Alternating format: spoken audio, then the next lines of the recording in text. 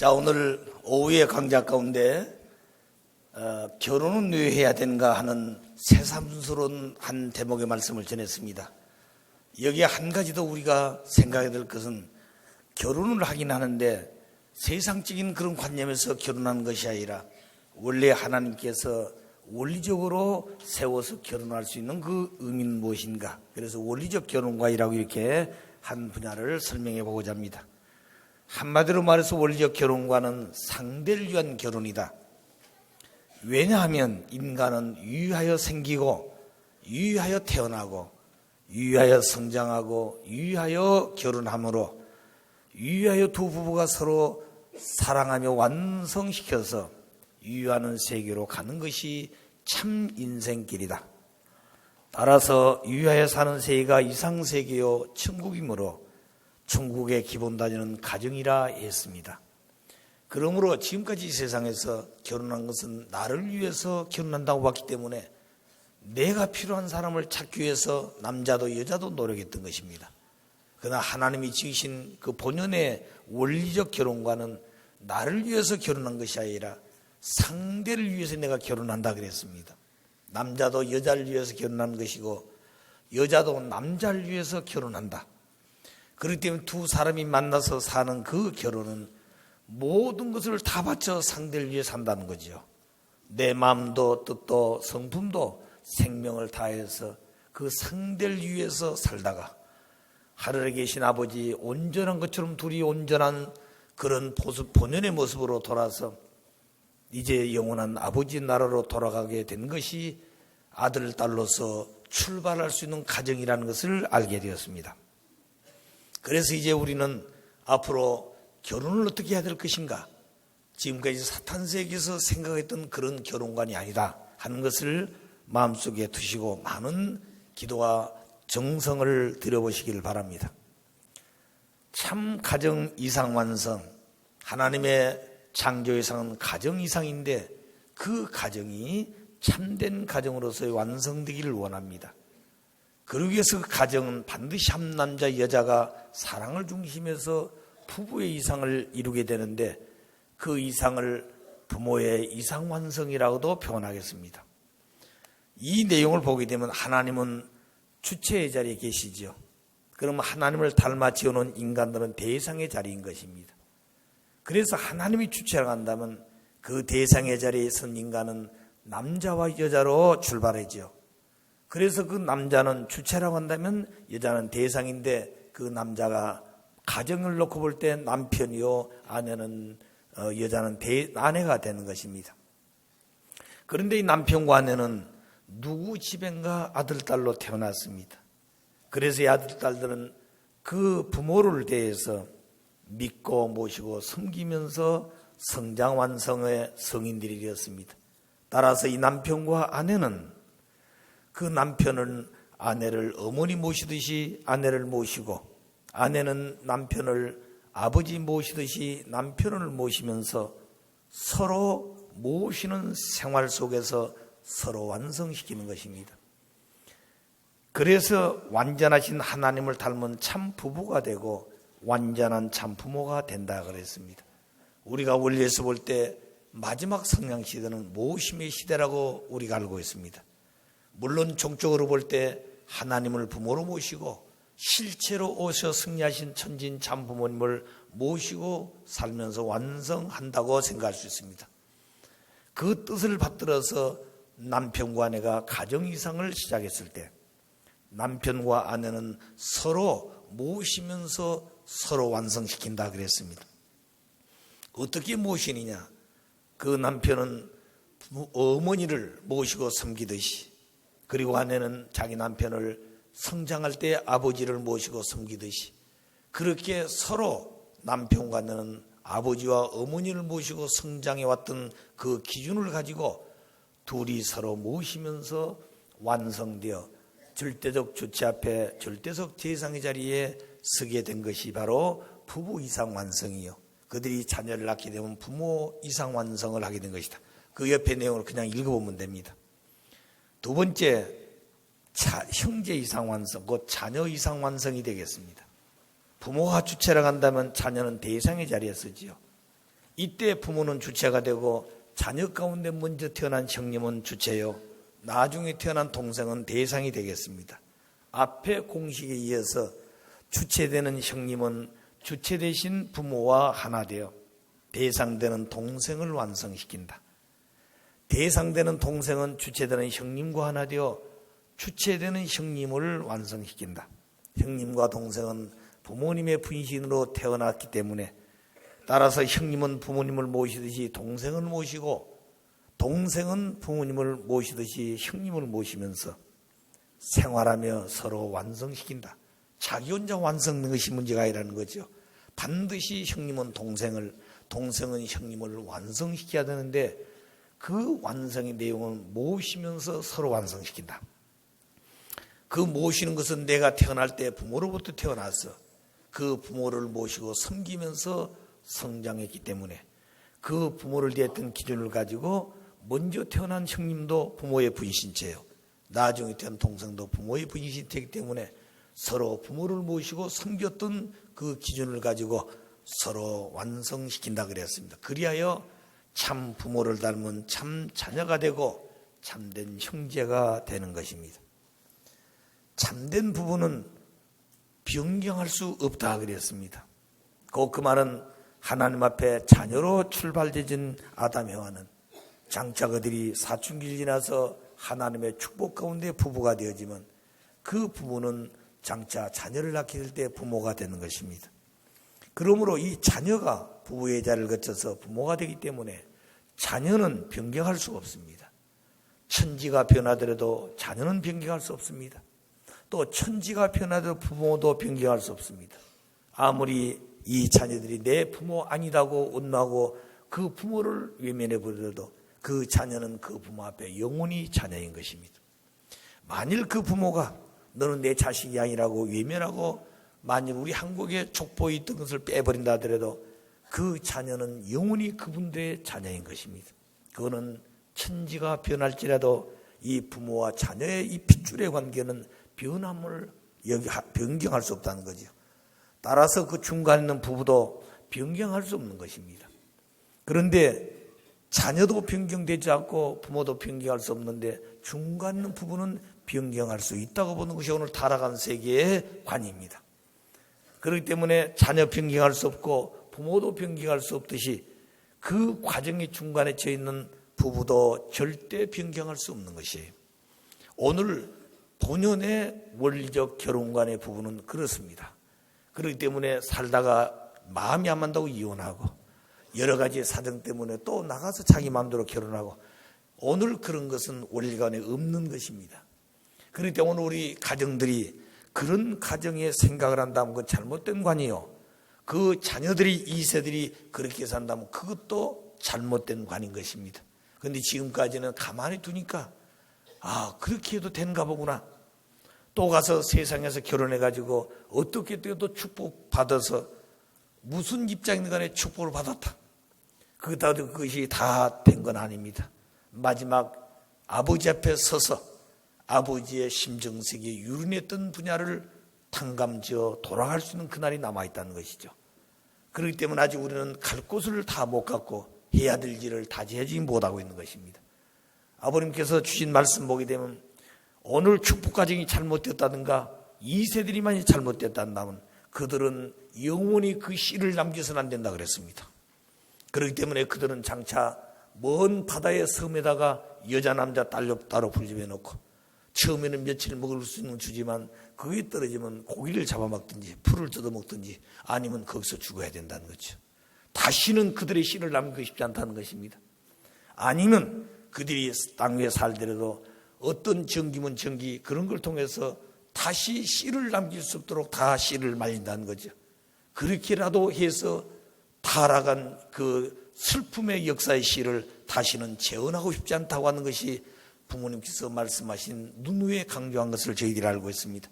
어떻게 보면 무자비하신 것 같지만 얼마나 하나님 아담야를 소망하고 지었고 소망하고 기다렸던 그날 타락으로 얽혀진 슬픔과 고통이 6천년간 점철되어 왔습니다. 그런 거 비하게 되면 오늘 원리의 주체가 되시고 모든 전체 본체의 근원이 되시는 하나님을 닮아 나타난 참 부모님은 이런 모든 문제를 근본적으로 해결하고자 하는 것입니다. 어떤 분은 또 질문하기를, 그렇다고 한다면 참 부모님은 절대성을 지키셨습니까? 이렇게 질문한 사람도 있습니다. 솔직히 말씀드리면 참 부모님은 절대성을 지키신 분입니다. 예를 들어서 17세 전까지 하나님의 특별한 명령을 받아서 17세부터 말씀을 정립하시고 일제 치하에서 또 공산 치하에서 그분은 수없는 고난과 박해와 고문을 받게 됩니다. 그런 자에도 그분은 수없이 여자들이 유혹했다는 얘기도 우리가 잘 듣고 있습니다. 그렇기 때문에 일본의 유학 시절은 자물통을 3개씩이나 잠궈 놓더라도 밖에 나가 돌아오면 그 자물쇠가 끊어지고 거기서 유혹을 하고 여러 가지 형태로 우리가 말씀드린 적이 있습니다. 어떨 때는 돈 가지고 유혹을 하고, 그래서 보신 책 속에다 돈들을 전부 넣어가지고 유혹하고, 그것도 주인을 찾아 다시 주고, 그렇지 않으니까 나중에는 돈 뭉치를 갖다 놓고 부모님 마음을 유인했다는 것이죠. 그럴 때마다 이 돈이 어디서부터 온 것이냐, 그래서 그 돈을 다시 돌려주시도 그 마음을 돌이켰기 때문에 나중에는 밖에 계신 부모님이 돌아올 때까지 이 부자를 착 펴놓고 벌거벗고 누워서 나체로 기다릴 때가 있다는 거죠.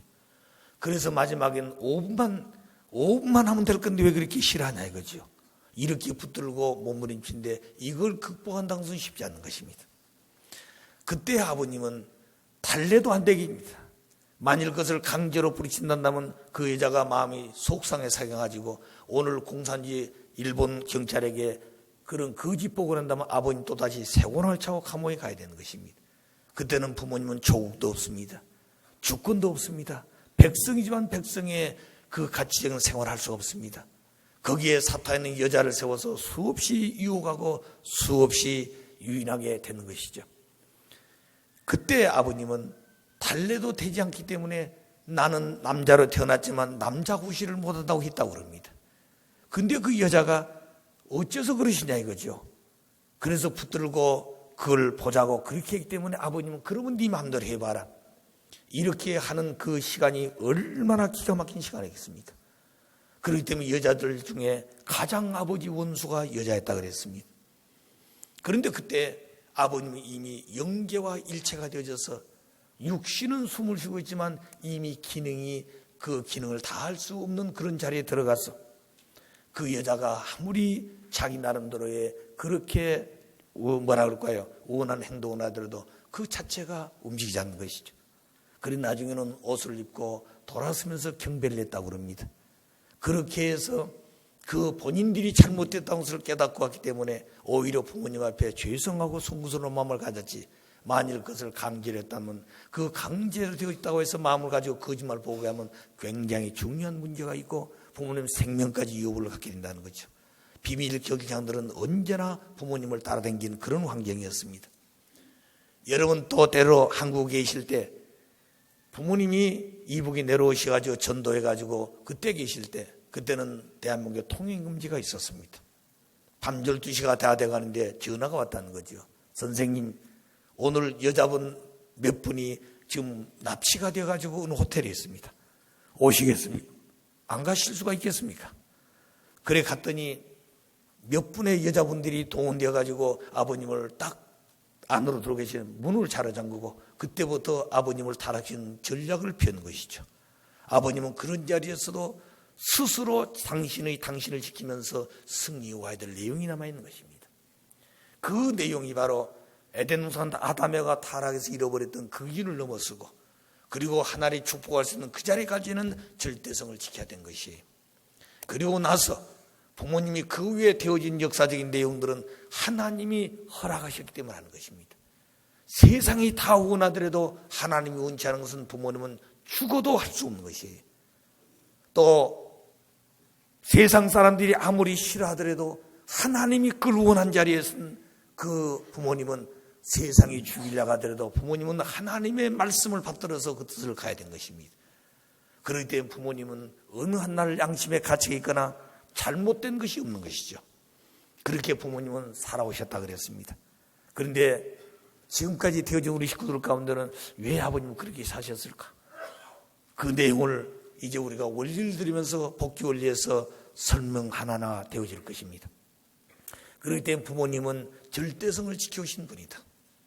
그래서 가장 중요했던 에덴 동산의 서름과 탄식은 가장 사랑을 받을 수 있는 해와가 그 모든 전체를 내놓고 유혹했다고 하는 것, 그것이 가장 슬픈 사연이었습니다.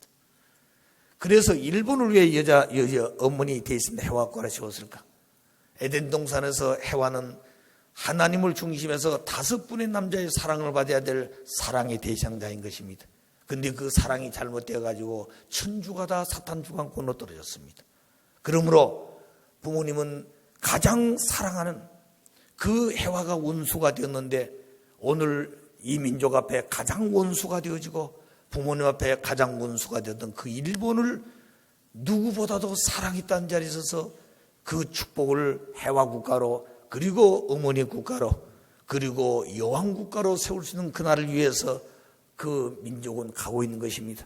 그래서 그 민족이 땀을 흘리고 그 민족이 모든 걸 투입하더라도 그 축복의 한날을 허락하시고 상속할 수 있다고 하는 참부모의 사랑 앞에 우리 일본 식구들은 감사해야 된 것입니다.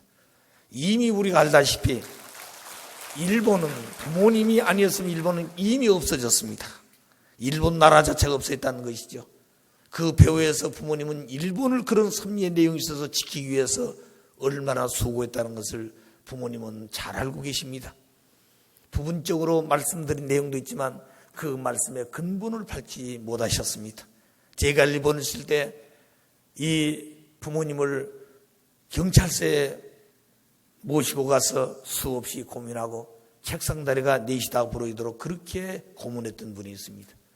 마지막 해방되었을 때 부모님은 제일 먼저 그를 찾아가서 모든 짐을 준비해주고 배를 준비해서 일본으로 가라고 보내줬습니다. 그 사람이 살아있었습니다. 그런데 그분은 누구도 만나지 않습니다. 지금 살아계시면 그때는 딸과 함께 있었어요.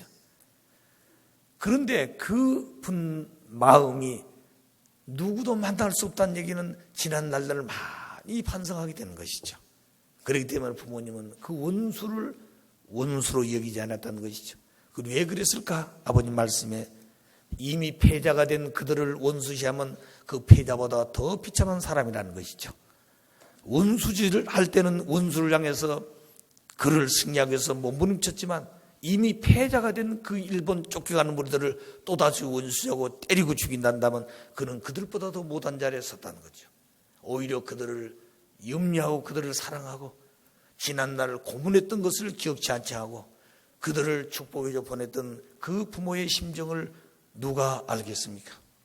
오늘 그런 내용을 통해서 우리는 부모님에 대해서 알고 싶지만 알지 못한 사연들이 너무나 많습니다. 또 부모님이 탄생한 그 과정도 우리는 잘 모릅니다. 그러나 아버님만은 아시는 것이죠. 그 내용을 근간은 조금씩 가르쳐주고 계시는데 그 말씀을 듣기가 참으로 우리 스스로 이해하지 못할 내용이 많습니다. 그것을 많이 해놓으면 아버님을 이상한 사람을 보기 쉽기 때문에 그랬어요.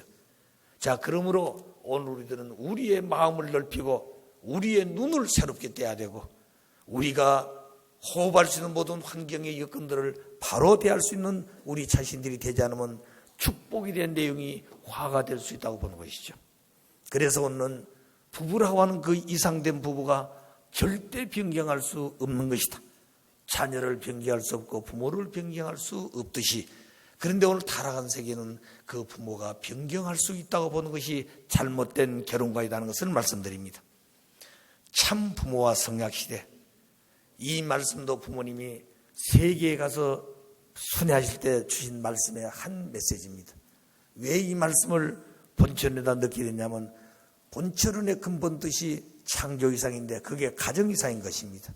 거기는 참된 부모가 있어야 되고 참된 부모를 통해서 하나님의 약속했던 데 이루어진 것이 성약시대입니다.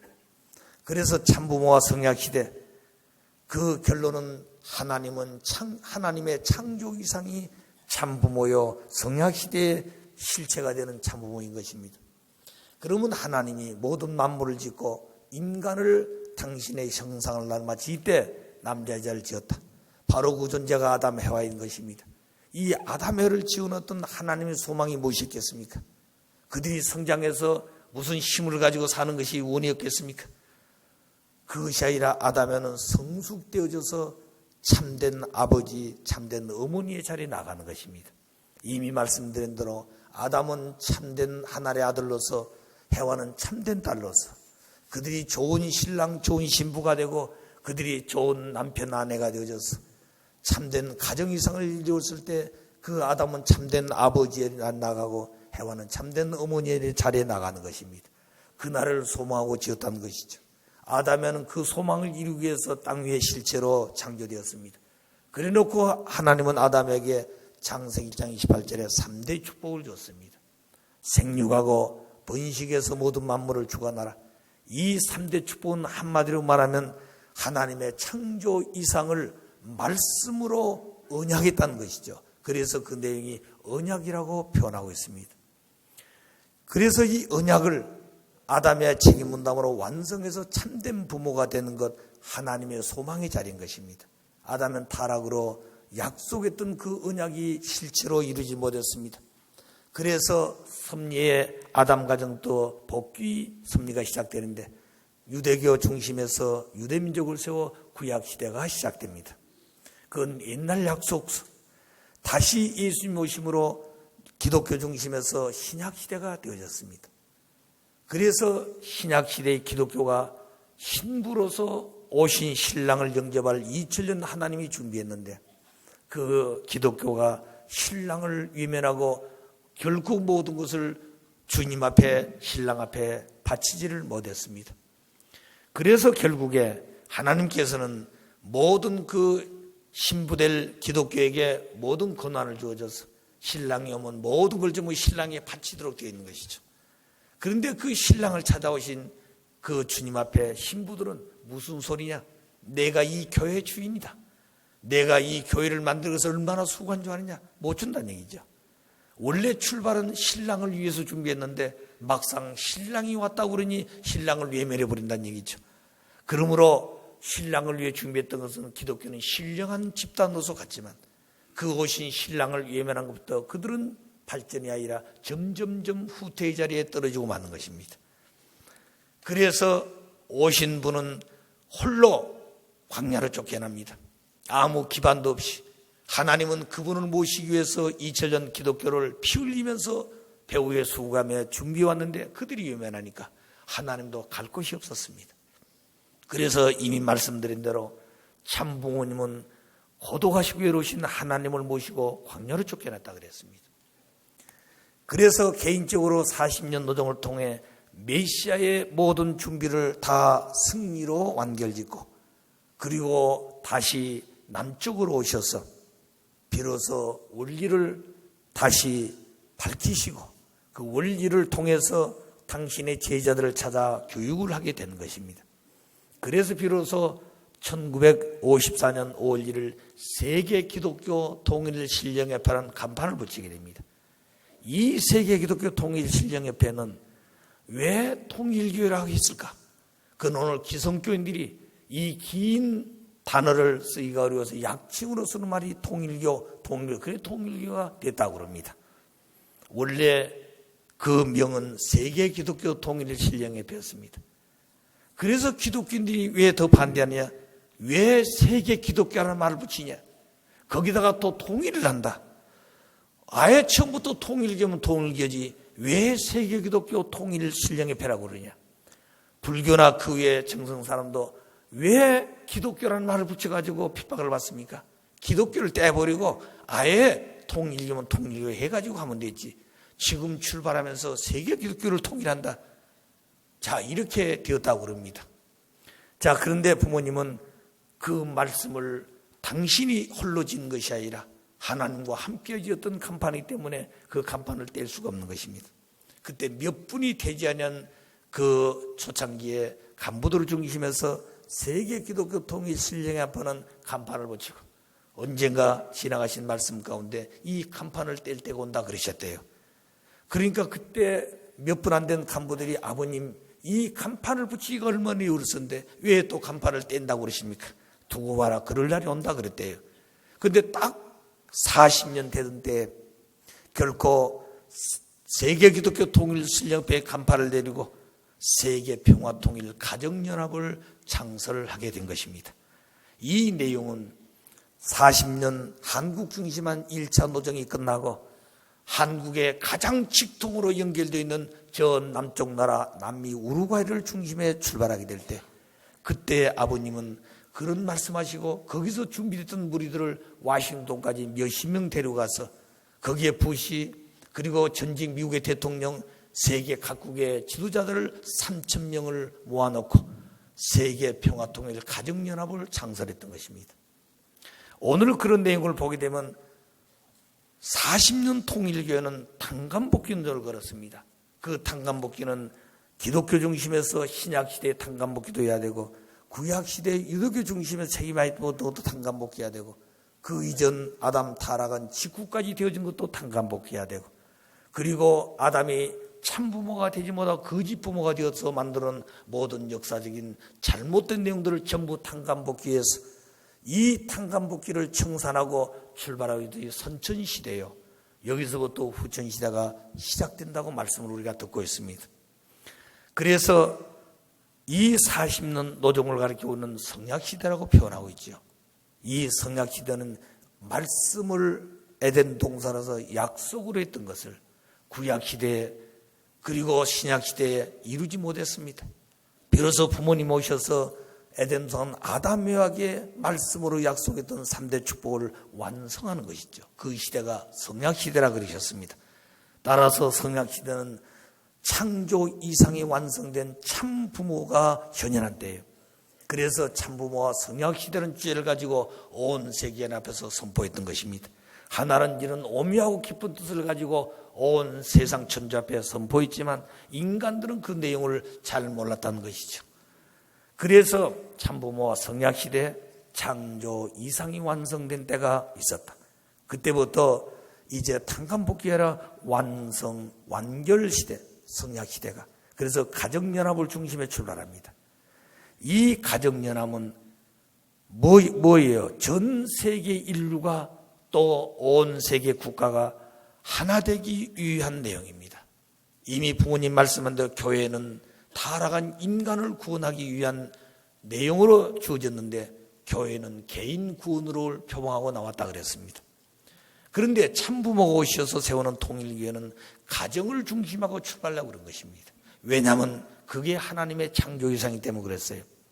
그래서 우리도 그 과정을 거쳐서 먼저 전도가 되지요. 우리가 전도되는 우리는 소망이 그때는 축복이었습니다. 그리고 축복받고 난 다음에 뭐냐? 그들은 가정을 완성하기 위해서 가야 될 길인데 그런 깊은 내용도 모르고 그냥 자기들 중심에서 사는 가정의 모습을 갖출 때가 많았습니다. 그래서 모든 탄감복귀 섭리가 완결되어지고 그리고 하나님을 중심한 새로운 가정연합이 연결됩니다. 그래서 세계 평화 통일, 세계 평화를 통일하기 위해서 모든 가정들이 연합한다는 것이죠. 우리가 부모님의 근간에 세우신 메시지 보게 되면 61페이지에 신세계 성화식과 신종족종 메시아가 세계 국가를 연합해서 새로운 세계를 창립한다 그랬습니다. 그래서 세계 국가를 연합해서 하나님이 바랐던 하나의 세계를 창립한다는 말은 개인으로 한 것이 아닙니다. 그 기본이 가정이기 때문에 가정 중심한 메시아를 선포하게 된 것이죠. 그리고 오늘 우리는 개인의 메시아가 아닙니다. 우리는 가정적 메시아예요. 그래서 축복 가정만이 메시아로서의 축복이었다는 사실을 기억하시면 좋겠습니다. 그래서 모든 인간들은 그 터전에서 천일국을 선포하게 되죠. 이제 가정이 세워졌으니 나라가 있어야 되는 것이죠. 그 나라는 두 사람이 하나 되어 이룬 나라, 그것이 천일국 이상이 되겠습니다. 물론 거기는 하나님의 왕권도 세워졌습니다.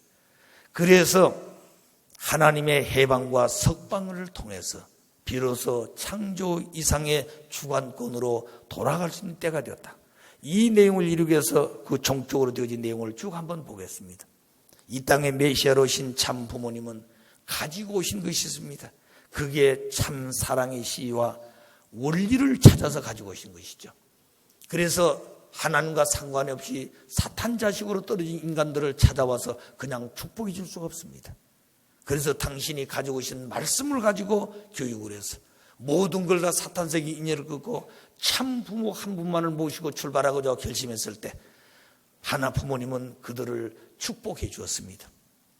그 축복은 완성된 자리가 아니라 완성을 향해 나아가는 과정이 있는 사람들을 축복해 준 것이죠. 그 자리가 바로 아담에가 타락했던 장성이 완성급에 왔을 때 그렇게 해 주었습니다. 그래서 축복 자체는 완성이 아니라 또 가야 될 길이 있었다고 하는 것을 기억합니다. 그래서 부모님도 축복을 3번 받게 된다 그러셨죠. 그분은 부모님 당신만이 결혼이 아니라 하나님이 채를 쓰고 결혼할 그날이 창조 이상의 근본날이기 때문에 그렇다는 것입니다. 과거에 우리는 그런 내용을 잘 몰랐습니다. 때가 되어 밝히신 부모님 말씀을 듣고 보니 원리가 그렇구나 하고 이해를 하게 되는 것이죠. 그래서 메시아가 참 사랑의 씨를 가지고 오셔서 원리로 당신은 사람이 될 수 있는 그런 결단과 결의찬 모습이 되었을 때 참 사랑의 씨를 상속하는 축복을 받게 됩니다. 그래서 원리와 말씀을 가지고 축복을 받을 수 있는 사람이 되어 비로소 그 가정을 세웠을 때 참 부모가 되신 것입니다. 그리고 이 참 부모가 나중에 천지 참 부모 동일 안착, 천지 부모 천주 안식권을 세우게 된 것이죠. 비로소 하늘 부모와 땅의 부모가 참 부모로서의 안식하고 동일하게 되는 그런 안착을 이미 선언하셨습니다. 그래서 천지 참 부모라는 개념을 우리가 한때 가지고 살 때가 있었습니다. 그래서 2000년이 지나고 3000년을 바라보던 2001년 1월 13일 하나님 왕권 즉위식 수립을 했습니다. 그리고 2003년 참 어머님의 회갑된 2월 3일이라고 생각하고 있습니다. 그때는 행사를 2번 했습니다. 아침 7시에 천주 평화의 왕 천지인 참부모 천일국 계문 축복 성원식을 하셨습니다. 다시 말하면 천지 참부모가 이 땅의 축복 과정을 통해서 모든 천일국의 계문을 할 수 있는 길을 열어놨으니 비로소 참부모님이 그 천일국 문을 여시는 축복 가정으로서의 축복 성원식을 하는 것이다. 그리고 9시에 천주 평화의 왕 천지인 참부모 평화통일 축복가정 왕 즉위식을 하셨습니다. 그때부터 축복가정 왕권이 세워졌다는 것이죠. 그래서 모든 종족들은 모든 자기 종족을 대표해서 우리 축복가정들이 왕관을 만들어서 부모님께 봉헌할 때가 있었죠. 자, 그래서 가정왕이 세워졌습니다. 종족왕이 세워졌습니다. 그러니 그다음부터는 무슨 왕이 세워야 되고 민족왕이 있겠죠. 그래서 대한민국 국회에 가서 바로 그런 의식을 했던 것입니다. 그때 부모님의 국회에 가서 그 의식을 할 때 애식의 오순 2003년 참 부모님이 어머님의 회갑을 통해서 입으셨던 그때 그 옷을 입고 등단하셔서 국가를 대표하는 그런 축복의 의식도 했습니다. 그리고 나서 천주 평화의 왕 천지인 참부모 2006년 6월 13일 천정궁 입궁 대관식을 하게 되었습니다. 그리고 이제 2008년을 들어와서 원리 본천을 교육하게 하시고 그리고 2009년 하와이를 중심에서 출발했던 그 모든 것이 이제 하와이주가 네바다주로 연결해서 그 중심된 라스베가스로 섭리가 옮겨지게 됩니다. 그래서 12월 달 거기 가면 맨다레베이 그 호텔이 있습니다. 그 호텔에 점심시간을 중국식 식당에서 몇몇 안 된 간부들을 불러서 점심을 잡수게 하시고 그리고 그 자리에서 아주 중요한 의식들을 하게 됩니다. 그래서 그때 거기서 말씀했던 것이 만왕왕 하나님 해방권 대관식을 한다 그러셨습니다. 그래서 선포는 거기서 하시고 실제 그 의식은 대한민국에서 2010년 1월 15일 날 하시게 된 것입니다. 지나놓고 보니 꿈과 같은 사실들이요 참 살얼음을 딛고 가는 그런 복귀의 길을 우는 부모님을 가까이 모시면서 많이 느끼고 보고 왔습니다. 그리고 나서 천지인 참부모 정착 실제 말씀 선포는 2010년부터 낮새벽에 선포했습니다. 하늘 부모와 땅의 부모가 참된 부모로서 정착을 한다. 그리고 실체 말씀 선포다. 그때 한국 간부 몇 사람을 부르고 거기에 있었던 간부들을 통해서 이 주제에 대해서 여러 가지 얘기들을 많이 했습니다. 아버님은 천지인 참부모 정착 실제 말씀 선포다.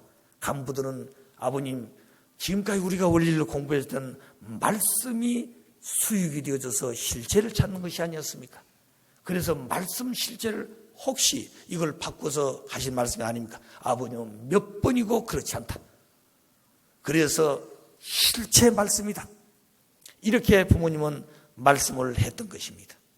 그래서 그 의미를 쭉 설명해 보니까 아 그렇습니까? 그래서 그때 거기서 결정 내용을 다시 한국에 가서 선포하게 된 것이죠. 그리고 다시 미국 가서 선포하게 되고 그것이 제일 이스라엘 민족을 거쳐서 다시 하와이에 와가지고 이 말씀을 그대로 연결해 오고 있는 것입니다. 그래서 이 의식을 행할 때에 대한민국에서부터 시작을 하지요.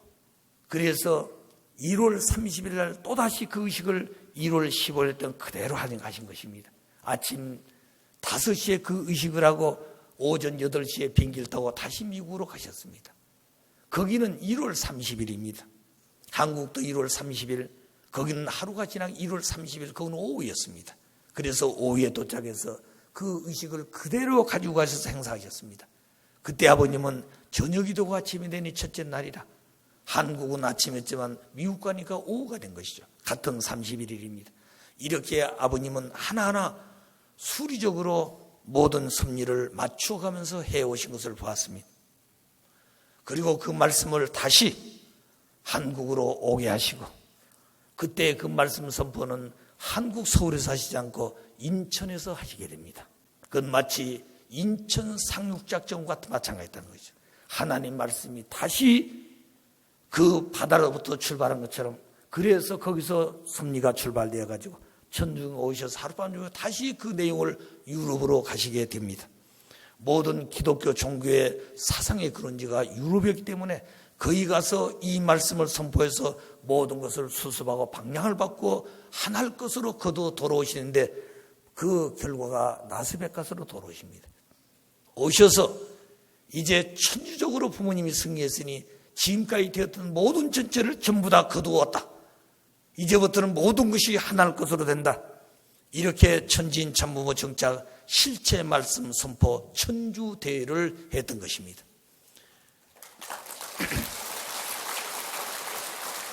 네, 고맙습니다. 이제 마지막 하나 남아있다고 그랬습니다. 그것이 부모님의 이 메시지 안에 내용 가운데 하나가 마지막은 참부모 양입은 최종 일체 완성 완결을 완료다 그랬습니다. 최종 하나님의 섭리의 궁극의 목적은 참부모 양이분이 최종적으로 일체를 이루는 것이에요. 그 일체를 이룬 것만 아니라 그 일체가 완성되고 완결되고 완료되어야 한다 그랬습니다.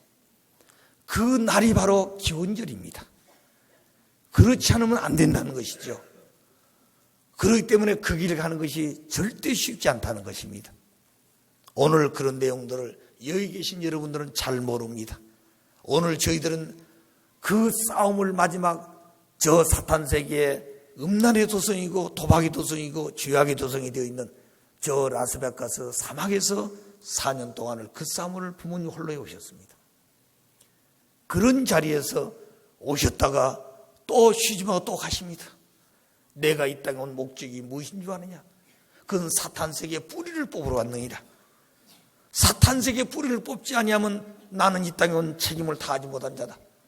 오늘 그 사탄 세계에 깊고 박혀있는 뿌리를 어디라고 생각하냐? 바로 이 라스베가스다. 나는 그 나무의 뿌리를 뽑기 위해서 혼자 붙들고 몸부림치고 있다. 너희들은 그런 마음을 가지고 동력자가 못됐지만 아버지 하는 일까지 방해하면 안 된다 그랬습니다. 그때 아버님은 그렇게 사시는 분이구나. 거기 가면 잡수신 것도 제대로 상을 차려 잡수지를 못하셨어요. 마치 주먹밥 하나 소세지 하나 들고 차를 타고 가시면서 아니면 후보된 바닷가에 가서 그렇게 사셔. 또 시간 있으면 주변의 모든 관광지를 전부 탑사하고 앞으로 우리의 모든 후손들이 하나님의 축복했던 그런 자리를 관광하면서 즐기면서 기뻐할 수 있는 그런 환경을 전부 다 스스로 답사하고 스스로 개척해 주셨습니다. 이제 마지막 참부모 양입은 최종 일체 완성 완결 완료에 그 모든 전체를 종결할 때가 참부모 성약시대의 완결이요 하나님의 창조회상이 완성이 되어진 그날이 기원제라는 것을 기억하시기 바랍니다. 따라서 이런 모든 내용을 탕감복귀하는 데는 반드시 실체를 세워서 탕감복귀하는 것입니다. 종교를 세워 섬기했던 내용을 그들이 책임하지 못해서 부모님이 그들을 탕감하면서 세계 기독교 통일 신령의 배를 세워서 교회 중심한 탕감복귀를 하신 것입니다. 그 탕감복귀에 지나니까 세계 평화 통일 가정연합을 중심해서 가정 중심한 새로운 섭리가 출발하게 되는 것이죠. 그리고 천주 평화 통일 가정당을 세웠습니다. 여기에 당자는 무리당이 아니고 가정당이다. 집단자다 이거죠. 그래서 가정 교육을 하는 곳이다. 그래서 세계 천주평화통일 가정당은 교육을 목적으로 하고 있다. 거기서부터 천일국 이상이 시작된 것입니다. 그에 나타난 결과는 축복 가정들에게 종족적 메시아의 사명을 다하도록 지금까지 교육시키고 훈련시켜 왔습니다. 왜 그런가? 축복 가정은 종족적 메시아의 사명을 완료해야 됩니다. 그 종족 축복 완료하는 것이 종족적 메시아 사명 완료하는 것입니다. 그리고 그 종족에게 말씀으로 훈독시키면서 그들이 살고 있는 그 가정이 바로 교회가 되는 것입니다.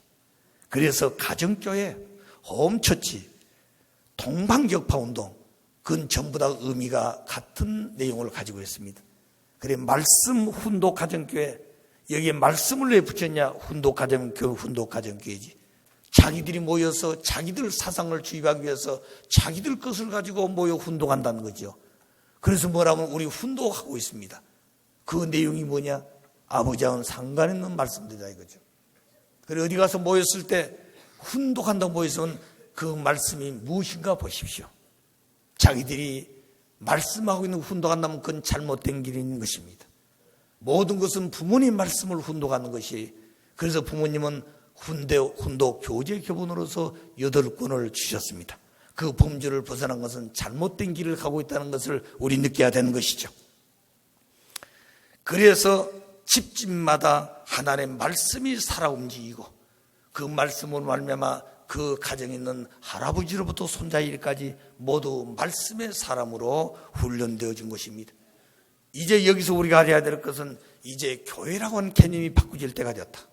본연의 세계는 교회 개념이 없지요. 그러면 지금까지 타락한 새 인간을 구원하기 위해서 오늘 사탄 세계에서 분립된 건물을 지었습니다.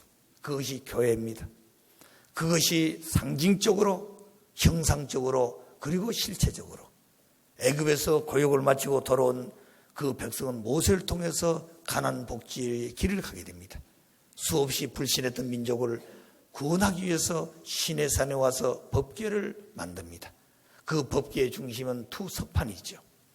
그 두 석판은 장차 말씀의 실체로 진 이수와 성신을 얘기했습니다. 그 두 법궤를 중에 석판 중 법궤를 만들죠. 그리고 법궤를 모신 성막을 짓습니다. 그 성막은 큰 텐트에 쉽게 말하면 저녁이 되면 그 목적을 향해 가던 백성들이 자기 텐트를 치고 살다가 이제 성막이 지어지니까 제일 앞에다 큰 텐트를 치고 그 뒤에다 자기들 텐트를 치고 갔습니다. 그래서 그 성막은 장차 오실 메시아를 상징하는 것이에요. 가나안에 가서 실제로 모셔야 될 이스라엘 민족이 그렇지 못하고 불신하니까 미리서 상징적으로 주신 메시아가 성막이었던 것입니다. 그 성막의 중심이 바로 법궤죠. 그때부터 시내산 출발이 법궤를 중심한 출발입니다. 그래 광야노정은 정착이 안 되기 때문에 텐트 중심에서 그것이 바로 상징적 성전이었던 것입니다. 가나안에 들어서 그들은 정착하기 때문에 실제 건물 교회를 지었습니다. 그리고 그 실체 성전의 본체로 오신 실체가 누구냐면 예수님이었습니다. 그런데 예수님은 실체 성전으로 오셨는데 교회 주인들이 자기들이 주인이지 주인으로 오신 예수님을 배신하고 십자가의 길을 내몰았습니다. 그래서 마지막은 이와 같은 모든 내용을 탕감복귀해야 되기 때문에 그런 내용들에 대해서 그냥 되어진 것이 아니라 원리를 따라서 그 법칙에서 그런 준비를 했던 것입니다. 이 내용은 모세로 정대 가서 구체적으로 설명을 해드리겠습니다. 그래서 지금은 교회가 필요 없는 시대로 돌아오고 있다는 얘기죠. 아버지 안으로 모두 돌아가면 그 자체가 교회요, 그 자체가 아버지를 모시는 성전이 되는 것입니다. 그게 인간이에요. 바로 그 자리가 아담에 했던 것입니다. 그 자리를 잃어버렸습니다. 상징적으로, 형상적으로, 실제적으로 아들로 오신 메시아인 예수님이 그 자리를 찾아왔던 것이죠. 그 뜻을 성취 못하고 돌아가셨습니다. 다시 오신다 그랬습니다. 다시 오신 메시아요, 그리고 구세주요, 재림주요, 참부모로 오신 이 땅에 승리하신 전진 참부모님. 역시 이제 그분을 통해서 전체 역사를 다 탕감복귀해서 선천시대가 끝이 났으니 이제 하나님의 집에서 쫓겨나던 거짓 부모가 되었던 아담의 자리에 다시 참부모로 현현하셔서 하나님 모시는 그 자리, 이제 우리는 교회라는 개념이 십자가를 붙인 그런 건물이 아니라 이 교회는 가리킬 교자입니다. 효도여변의 아비부 한자가 이 교자입니다. 그래, 진정한 교육이고 진정한 교회라는 것은 하나님 아버지를 모시기 위해서 가리키는 것이 바로 교회예요. 그러기 위해서 모여준 것이 교회라 그렇습니다. 그러면 이 지구성 인류가 어디에 모여서 그런 교육을 하겠습니까? 자기들이 태어나 살고 있는 바로 자기 집이 교회라는 것이죠. 그렇기 때문에 그 교회를 가정교회라 그런 것입니다. 우리가 그런 말씀을 이미 들었고 그 말씀을 실천하고 이루어야 될 주인들이 오늘 우리들이라는 것을 기억하셔야 돼요. 그래, 다시 그런 본연의 모습을 갖추어 가지고 여기에 전도도 개념이 달라져야 됩니다. 지금까지 전도는 타락한 인간들을 사탄 세계에서 분립해 내와 가지고 교인을 만들고 그리고 성도가 되도록 교육했습니다. 그런데 그들은 2000년간 한 사람도 천국 보낸 사람이 없습니다. 한 사람도 천국 보낸 사람이 없어요. 왜 그랬을까요? 교회를 통한 그들 남대 전도했던 결과는 하늘나라의 아들, 딸, 하늘 백성이 되어지지를 못했습니다. 왜 그랬냐면 그들은 사탄의 혈통을 가지고 태어났어. 그렇기 때문에 이제부터 우리는 전도가 뭐냐? 세상에 어떻게 살았든 간에 그들에게 말씀을 줘 말씀의 교육으로 자기를 깨닫게 하고 그 다음에 축복해 준 것입니다. 성주식을 하게 되면 이미 사탄의 핏줄은 청산된 것이죠. 그리고 그들이 더더욱 성장해서 타락하지 않고 완성할 그 자리를 가기 위해서 말씀을 주신 것입니다. 그래서 그 가정들은 전부 다 말씀을 가지고 훈독하도록 지키고 관리하고 보호하고 해야 될 것이 종족적 메시아다. 그래 우리는 새 시대가 달라졌습니다. 교회란 개념도 전도란 개념도 우리는 옛날 시대에 되어진 내용을 그대로 답습 안 되는 의미가 달라졌습니다. 그래서 오늘 여기는 말씀 훈도 가정교회다. 그리고 거기서부터 하나님의 조국 광복이 오게 됩니다. 그래서 축복 가정들이 종족적 메시아가 되어 자기 종족을 축복 완료해야 된다. 그들에게 말씀을 주어서 본연의 모습으로 돌아가도록 말씀 훈독 가정 교회 훈독 가정 생활하도록 한다. 그 터전 위에서 하나님의 조국 광복이 세워진 것입니다. 여기에 대해 전체적으로 영육계가 하나 되어 출발했던 그 해결된 기점이 기운절이다. 그때부터는 하나님이 직접 치리할 때가 온다고 그랬습니다. 영육계에 새로운 연합체가 생겨서 영육의 협회가 생긴다 그랬습니다. 거기에 영계 방송국도 생긴다 그랬습니다. 그렇게 되면 무한한 그 영적 세계도 전부 다 소식을 들을 수 있는 것이죠. 통일세계가 오는 것이죠. 그래서 지상 천국, 전상 천국이 한 분의 주인으로부터 모든 것이 다 완성 완결되기 때문에 그런 때가 온다 하는 것을 기억해 보시면 좋겠습니다.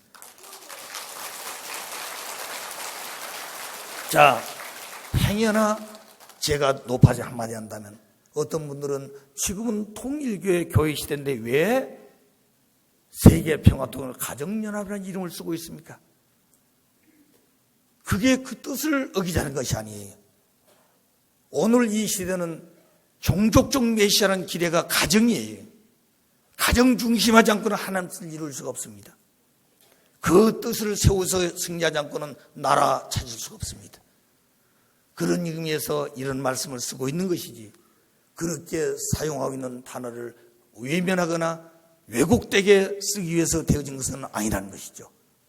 오늘 그런 마음을 우리 스스로가 다 생각을 해봐야 됩니다. 그렇지 않으면 거기서부터 의심되어지면 이 말씀은 그들 마음속에 생명의 씨로 남아지지 않습니다.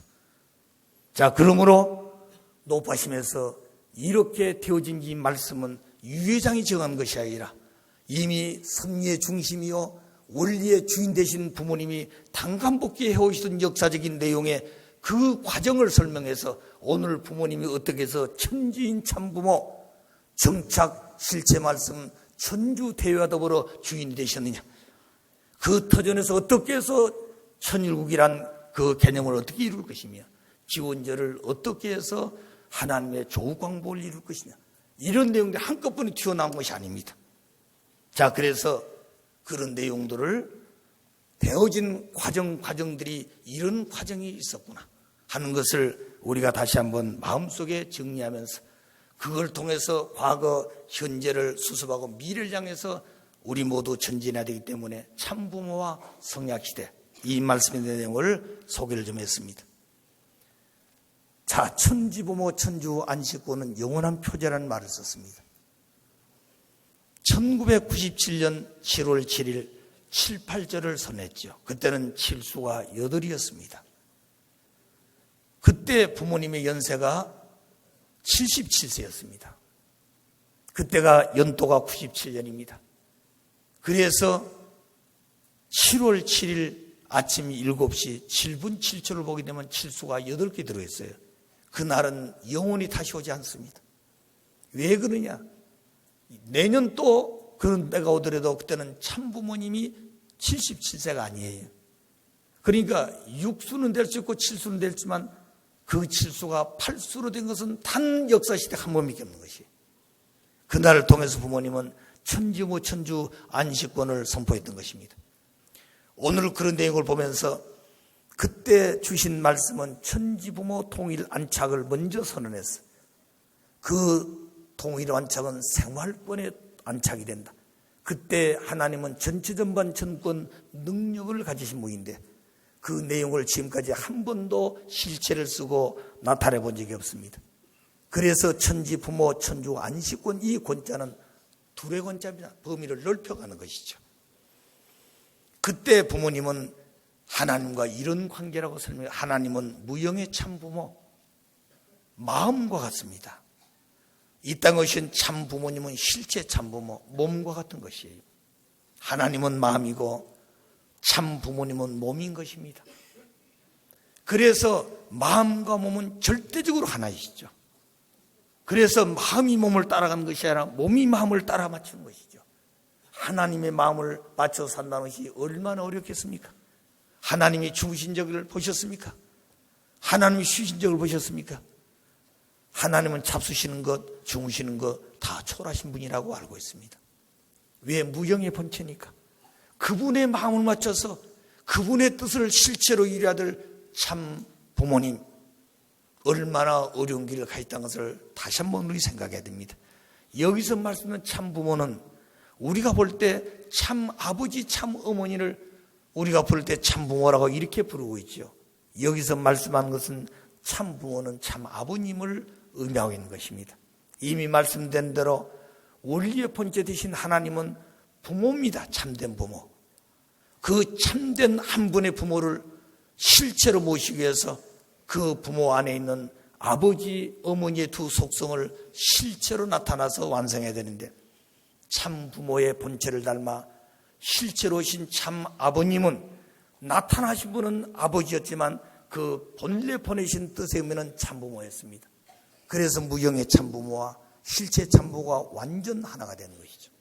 그래서 천지모 동일한착 생활권에서 그리고 천지모 천주 안식권을 넓혀가는 것이죠. 자, 그런데 이 내용이 비로소 12년 된 2000 몇 년입니까? 9년도에 그 해에 우리 협회에 표어로서 주셨습니다.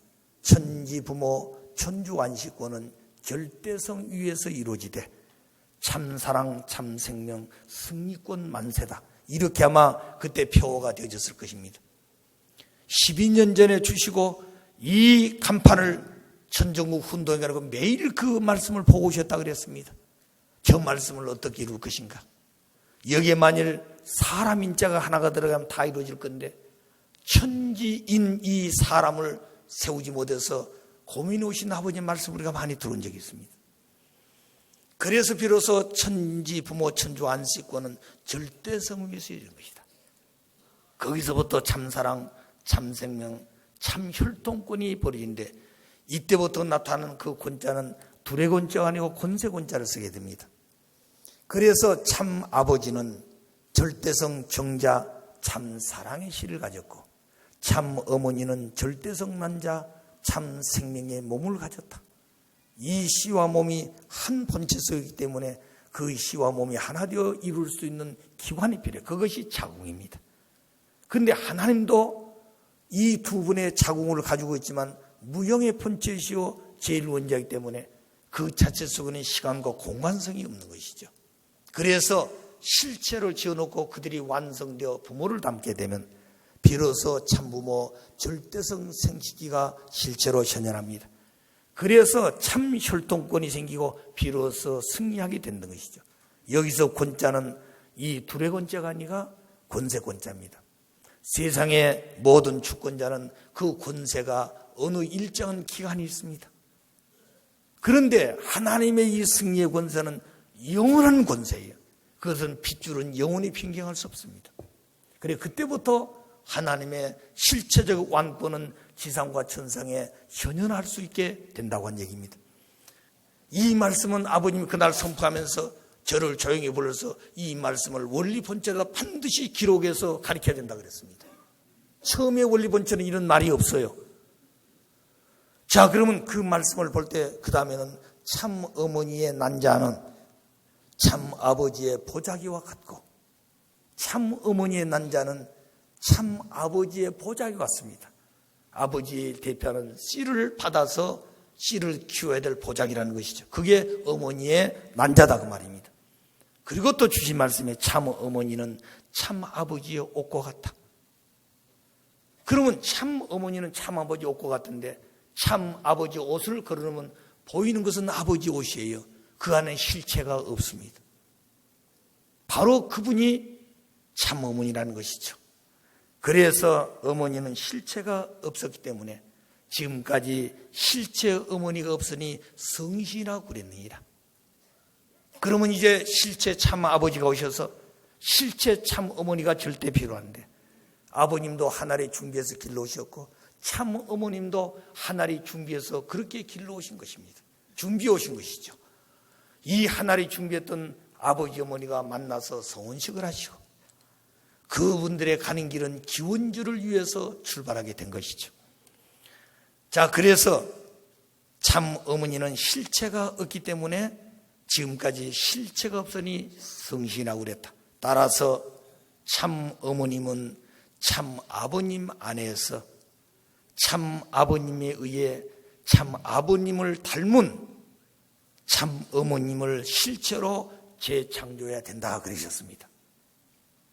이해가 된 말이에요? 조금 어렵죠?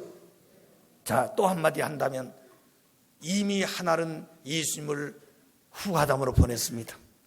후 해와가 없었어요. 그래서 성신의 말이 그때 나오게 됩니다. 아버님은 재림주로서 아담, 예수님 그 모든 전체를 완결짓게해서 참 아버지로 오셨습니다. 실체지요. 그래서 아버님은 밤에 하나님이 품고 길러오셨다는 말씀을 저희들에게 주셨습니다. 그런데 어머님은 이 타락한 세계에 하나님 원래 원했던 참 어머니가 된 기준이 없습니다. 아시겠어요? 어떤 여왕이 그 자리를 되느냐? 아니다 그 말입니다. 세상에 어떤 왕후가 그런 자리냐? 아니라 그 말이죠. 어느 여성들이 할지라도 하나님이 세우셨던 그 본연의 참 어머니라고 하는 그 자리를 누구도 모르고 있는 것이죠. 와신 분은 하나님밖에 모릅니다. 그래서 그 자리를 닮아서 나타난 것은 참 아버지를 닮아와야 돼요. 그러면 참 아버지는 어디서 왔냐? 참 하나님을 닮은 그 본체 속에서 온 실체예요. 따라서 참 아버님 안에는 참 어머님이 현현할 수 있는 내성을 다 가져오셨습니다. 그래서 참 어머님을 실체로 재창조해야 된다는 말씀을 여러분이 기억해야 돼요. 이게 잘못하면 오해가 돼. 앞으로 이건 대단히 신학적으로 논쟁해야 될 과제도 있는 것입니다. 이런 내용을 참부모님이 생시에 정리해 놓지 않으면 앞으로 우리들 스스로가 이 논쟁을 하게 돼요. 아시겠습니까? 자기가 강의하기 때문에 이건 그런 말이 아니요. 뭐 어쩌고 저쩌고 지금도 하고 있어요. 그런데 그 말씀은 왜 제가 자신 있게 전하느냐? 아버지가 그렇게 하라고 그랬어. 그렇지 않고는 앞으로 되어질 문제를 풀 길이 없는 것입니다.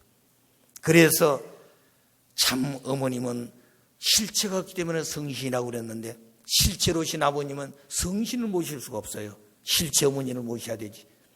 그래서 참 어머님은 참 아버님 안에서, 뭐 세상이 아니에요. 참 아버지 안에서 참 아버님에 의해 참 아버님을 닮은 참 어머님을 실체로 재창조하셔야 됩니다. 아버님 말씀은 일생 동안 어머니 한 분을 하나님에게 바치기 위해서 수고했다 그랬습니다. 그래서 세상에 때묻지 않도록 잘 길러서 아버지 앞에 바치기 위해서 부모님이 오셨으니 아버님은 금식도 어머님을 시키지 않고 전도 내보낸 적도 없다 그랬어요. 그렇게 부모님은 어머님을 위해서 일생을 생해왔고 그 아버님의 뒤를 따라 뜻을 받들기 위해서 어머님은 일생 동안 희생길을 걸어오셨습니다. 어려운 길도 어렵다 하지 않고 묵묵히 지키면서 그 길이 가기 어려울 때는 혼자 뒷전에서 눈물을 흘리고 눈이 부어질 정도로 그런 어머니의 길을 걸어온 우리의 참 어머니란 것을 잊어버리면 안 됩니다. 그런 모습을 보신 아버님, 언젠가는 아버님이 저에게 내가 어머님에게 많은 눈물을 흘리게 했느니라. 근데 어머니가 많은 눈물을 흘렸는데 그것은 눈물을 흘리기 위한 눈물이 아니라 하나님 바라시는 그 어머니가 되게 하기 위해서 아버지가 그렇게 시험도 하고 많은 어려움을 겪게 했다는 거예요. 그 길을 가다가 힘때는 아버님 혼자 많이 울으셨다고 그랬어요. 내가 어머님을 많이 울렸느니라 그랬습니다. 그래서 돌아서면 어머님 보시고 안타깝고 또 만나시면 어머님이 바라신 기준은 하나님 바라신 기준을 향해 가야 하는데 그렇지 아니한 그런 환경을 보게 되면 또 꾸중하셔서 다시 바로 세우시고 다 이런 과정이 있었음을 우리가 다시 한번 기억해야 되겠습니다. 자, 그래서 만왕왕 하나님 해방권 대관식을 승리해서 비로소 여기서 전체전반 전권 전능의 역사를 실체적으로 참 아버지 참 어머님이 천지인 참 부모가 정착함으로 말미암아 비로소 전체전반 전권 전능 시대가 도래하고 있다. 여기에 하나님의 해방권 완성, 하나님을 어떻게 해방시킬 것인가? 그 해방권 완성은 하나님은 무형의 참부모 마음입니다. 참부모님은 실체 참부모 몸이라 그랬죠. 그래서 천지부모 동일한착, 바로 이때부터 정오정착이라는 말을 쓰게 되는 것입니다. 하나님과 참부모는 정오정착이에요. 거기는 그림자가 없는 것입니다. 그렇기 때문에 부모님은 오고 가는 모든 것이 부모님 혼자 오고 가신 것이 아닙니다. 부모님이 가시는 길은 하나님을 모시고 걸어가신 길이고 하나님을 모시고 생활하신 것이죠. 그래서 그렇게 일체가 된 참 아버님은 마음이고 참 어머님은 몸과 같습니다. 그래서 창조하신 실체로 지으는 참 부모가 참 아버님이 다시 참 어머님을 창조한 것 같은 마음과 몸의 관계를 갖게 될 때 비로소 천지인 참부모 정착 실체로서 말씀을 선포하게 되는 것입니다. 그때 비로소 참 아버님과 참 어머님은 마음 몸과 같이 정오정착합니다. 그때 아버님의 마음이기 때문에 마음은 주체가 되어 있죠. 몸은 절대적으로 그 마음을 따라서 일체가 되는 것입니다. 여기에 0.001mm 오차가 있어도 안 되는 것이 오늘 이 하나님과 참부도 마음 몸이 0.001mm 오차가 있어도 안 되는 것입니다. 여러분 그 길이 쉬울 것 같습니까? 오늘 우리는 이 말씀을 듣고 이 종족적 메시아 사명이 해보라고 하더라도 이게 어렵다고 지금 주장하는 사람이 많은데, 무정의 참부모의 이상을 받들어 그렇게 살 수 있는 실체 되신 아버지의 길이 얼마나 어렵고 힘든 길이었던 것인가. 그래서 그 아버지 안에서 어머니를 실체로 창조해 내는, 그래서 비로소 천지인 참부모가 되는 것입니다. 아버지는 하늘이요 어머니는 땅인 것이죠. 하늘과 땅이 뭘 통해서 만나냐? 사람을 통해서 만나는 것이죠. 그래서 아버지 어머니가 일체가 되어짐으로 참부모가 비로소 현현하신다. 그래 참부모는 마음이고 참부모를 통해서 주고받은 축복가정은 몸과 같습니다.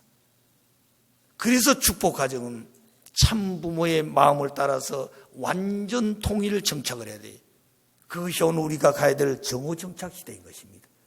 축복받고 그냥 가는 것이 아니, 참부모님이 허락하신 그 축복은 축복가정들은 몸과 같은 것입니다. 부모님의 축복의 그 의미의 말씀대로 살아야 된다는 거죠. 참부모님은 하나님의 마음대로, 참어머님은 참아버님이 주시는 마음대로, 축복가정들은 참부모님의 마음을 따라 그대로 살아야 되는 것이죠. 이렇게 될 때 비로소 통일 세계가 오는 것입니다. 그 세계는 영원히 변치 않은 평화 통일 세계로 가는 것이죠. 비로소 그때 하나님 해방권 완성이 되어지고 참 부모님 양입은 최적 일제 완성 완결 완료, 전체 전반 정권 전능 시대가 도래하여서 하나님 우리 인간의 본성을 중심에 자유, 평등, 평화, 행복, 동일의 태평성대가 오되 그 기대 위에서 참부모님 억만세가 이루어진다 하셨습니다. 자, 그날이 하나님 해방권 완성입니다. 우리가 지금까지 아버님 오셔서 아버님은 해방의 주인으로 오셨다. 하나님을 해방하고 인간을 해방하고 만물을 해방해 오셨다. 그 해방이 어떻게 이루어질 것인가? 이제 오늘 구체적으로 말씀을 통해서 눈으로 보고 있습니다. 자, 그렇기 때문에 이제 우리는 의심하고 뒤돌아가고 좌우볼 것이 아니라 그 목적을 향해서 가야 될 그 한 길밖에 없습니다. 그것이 내 남편이 가야 되고 내 아내가 가야 됩니다. 그게 부모가 가는 길이에요. 아들, 딸이 그 길을 따라가야 됩니다. 그것이 바로 우리 가정이 가야 될 새로운 종족적 메시아의 길이에요. 자, 그러므로 하나님 해방권 완성이라는 말씀을 드렸습니다. 이제 그런 자리 위에서 세워질 가치, 그 가치라고 하는 것은 목적이 성취됐을 때 가치가 이루어진 것입니다. 마치 꽃을 보면 그 꽃은 목적이라 한다면 그 꽃 속에서 풍기는 향기는 가치라고도 볼 수 있습니다.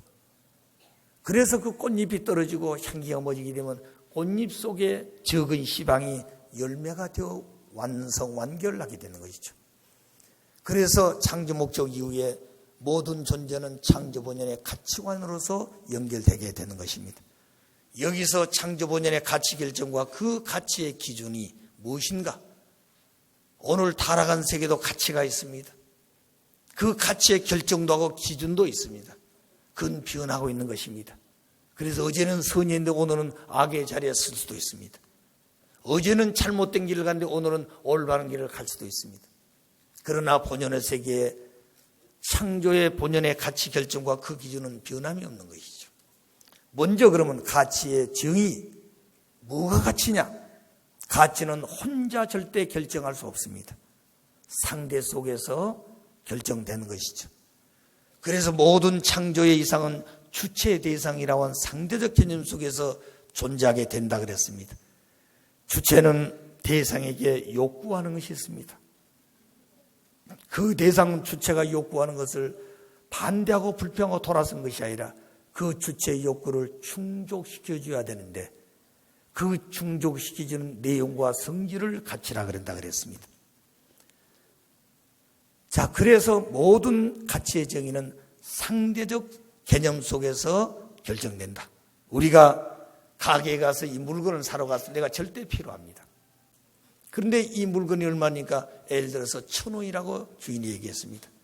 내가 필요한 좀 비쌉니다. 그래 800원에 합시다 그랬습니다. 주인은 손해가니까 안 팝니다 그랬어요. 이거 꼭 필요한데 그러다 보니까 이걸 좀 더 한 단계 더 절충하는 거예요. 그럼 내가 100원을 더 주겠습니다. 그래서 제가 900을 주겠습니다. 당신도 100원을 손해보고 900에 내놓으시오. 자, 그래 줬어. 둘이 결정을 해가지고 내가 900을 주고 비로소 이 물건이 내게 소유권이 되는 것이죠. 이렇게 가치의 결정은 혼자 하는 것이 아니라 필요한 자와 필요를 위해서 준비하고 있는 그가 가지고 있는 것이 서로 상대적 개념 속에서 결정된다. 그래서 가치의 결정은 바로 목적이 이루어지기 때문에 가치가 이루어진다 그랬습니다. 그래서 먼저 목적관으로 본 가치 결정. 한 예를 들어서 모든 존재한 것들은 다 목적을 가지고 있습니다. 그럼과 동시에 목적이 이루어졌을 때 가치가 있는 것이죠. 여기 한 예를 들어 보겠습니다. 여기 한 자루의 칼이 있습니다. 이 칼을 누가 어떤 목적으로 사용했냐에 따라서 그 가치는 달라진 것입니다.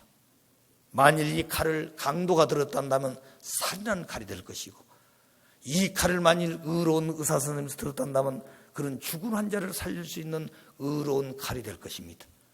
똑같은 한 자루의 칼이 누가 어떤 목적을 위해서 썼느냐, 여기에 가치는 달라진다는 것이죠. 그 다음에 한 장의 종이도 마찬가지입니다. 보이는 것은 종인데 그 종이를 누가 무슨 목적으로 사용했느냐. 만일 그 다 너덜거리고 떨어진 그 종이가 그 가문의 모든 문제를 결정짓는 중요한 문서를 한다면 그 종이는 휴지통에 버리는 것이 아니라 자기 가문의 가장 중요한 보물로 지키고 보호할 것입니다. 아무리 깨끗한 종이랄지라도 그건 휴지로 쓰면 쓰레기통에 가야 되는 것입니다. 종이 한 장을 쓰더라도 그 종이가 깨끗하냐 깨끗하지 못하는 것이 문제가 아니라 그 종이를 누가 어떤 목적으로 썼냐에 따라서 가치가 달라진 것이다. 집도 마찬가지입니다. 모든 분야는 이와 같이 누가 그 목적을 사용했느냐, 여기에 따라 가치가 달라진 것이다. 그래서 모든 존재는 목적이 있습니다. 그 목적관을 놓고 주체 대상이 하나 되게 되는 것이죠. 그래서 내 개체를 볼 때는 내 마음이 주체고 몸이 대상이 되어 목적관을 두고 지었던 내 자신은 합성체가 되어 목적을 이루기 위해서 내가 가는 것입니다. 그 가장 기본의 다리가 가정이었습니다. 그래서 나는 그 가정의 한 구성요원으로서 그 가정을 위해서 누구보다도 희생하고 봉사하며 그 가정을 위해 산다고 그는 그 가정의 효자라고 칭하는 것이죠. 그리고 그 가정이 중심이 되어 확대된 국가로 간다면 그 국가를 위해 사는 사람을 충실이라고 그랬습니다. 그가 죽을 때는 국가가 애동하면서 국장으로 모시게 될 것이죠. 세계를 위해서 살아온 그는 성인이라고 그러고 세계 인류는 그분을 온 세계가 존경하는 것처럼 모시고 존경할 것입니다. 그것이 바로 가정에서 자녀가 부모를 위해서 태어났고 부모를 위해 살고 내 마음의 중심이 부모가 되어서 그래서 내 마음과 뜻과 성품을 다해서 부모를 위해 사는 것이 효자이듯이 그런 마음을 가지고 확대된 것이 국가이기 때문에 국가의 주권자 앞에 그 부모의 마음대로 사는 자식을 대한 기준을 가지고 나도 그렇게 사는 것이다. 세계 인류도 마찬가지입니다. 지금까지는 세계는 성인이 있었습니다. 성자가 없었습니다. 이 성자는 천주의 주인이죠. 그래서 성자는 하나님의 아들인데 하늘나라가 있고 땅에 나라가 있습니다. 하늘나라에도 하늘궁이 있습니다. 그러므로 그 성자는 하늘나라 법도 지키고 하늘나라 궁법도 지키는 것이죠. 땅 위에 실체를 쓰고 하늘나라의 궁법도 땅 위에서 지키고 땅 위에 궁에 하나님의 나라 법도 지켜야 됩니다. 이래서 영계와 육계 전체를 하나님의 나라를 위해서 궁과 나라의 법을 지켜오신 주인, 그분이 바로 원리의 주인이십니다. 그리고 그 본체 되신 분은 원리의 본체시죠. 그러므로 그 모든 이상은 가정이 있는 것입니다. 그래서 이 성자는 가정의 도리를 완성해야 한다 그랬습니다. 성자 자신으로서 끝나는 것이 아니에요. 성인은 그런 가정의 도리라는 말이 없습니다. 그러나 이 성자 가정의 도리를 세워야 한다는 이 말씀 속에는 성인의 충신, 효자 가정이 전부 다 그 뜻을 따라와야 된다는 내용이 내포되어 있습니다. 자, 그렇기 때문에 창조본연의 가치 결정, 그리고 정의, 이런 내용을 소개를 했습니다. 다시 이 내용을 보게 되면 세상의 가치는 변하는데 창조본의 가치는 변하지 않는다 그랬죠. 그래서 그 내용은 하나님의 창조 이상 중심에서 시작되긴 되고 그렇습니다. 하나님의 창조 이상은 영원하지요. 왜? 하나님이 영원하시기 때문에. 그래서 하나님이 영원한 창조 이상을 이루기 위해서는 그 목적을 이루는 인간의 주체가 된 것입니다. 그 인간의 주체가 인간 혼자 이룬 것이 아니라 그 주체가 소원했던 목적을 이루어야 할 대상이 있어야 된 거죠. 그래서 인간의 주체라고 할 때 그 창조 이상을 이루기 위한 가치 추구욕이 있습니다. 이 추구욕을 대상이 그대로 드러내줘야 돼. 욕구를 충족해야 한다는 그것이 대상이 존재한 목적이 된 것입니다.